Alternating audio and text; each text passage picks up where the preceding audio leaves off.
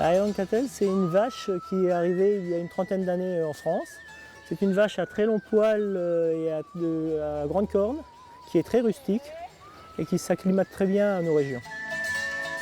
La Highland Cattle est élevée en Écosse pour la viande, comme des vaches charolaises en France. Et chez nous, c'est plus en bête de compagnie. Aujourd'hui, en France, on trouve beaucoup d'animaux Highland Cattle qui sont très sauvages. Ce n'est pas son caractère est d'être brossé. En Écosse, les gens les brossent régulièrement. Moi, je les brosse presque tous les jours. C'est des bêtes qui sont très affectueuses et qui demandent à ce qu'on s'occupe d'elles régulièrement. C'est un animal qui est pas si rare que ça, mais qui est un peu en voie d'augmentation en France. Aujourd'hui, en fin 2008, l'effectif français des Highland Cattle était de 4250 vaches sur le territoire français.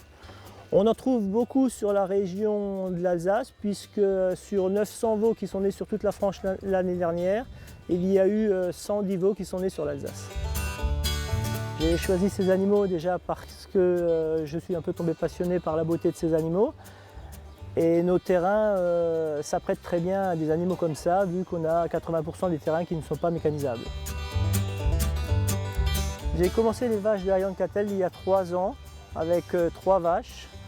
Aujourd'hui j'en ai 17, je compte un peu augmenter mon troupeau, parce que je compte faire de la viande en vente directe d'ici fin de l'année, début de l'année prochaine. Aujourd'hui ça ne me rapporte rien, puisque je fais ça en double actif. Je pense un peu rentrer dans mes frais par rapport à tous mes frais qui sont à côté.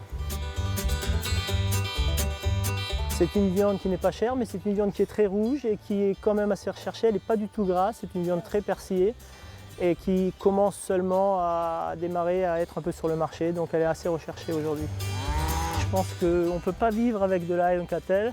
Donc c'est plus de la vente aux particuliers et vente directe aux gens qui veulent un peu de la bonne viande, parce que la viande est très bonne. Donc non, on n'est pas vraiment touché par cette crise.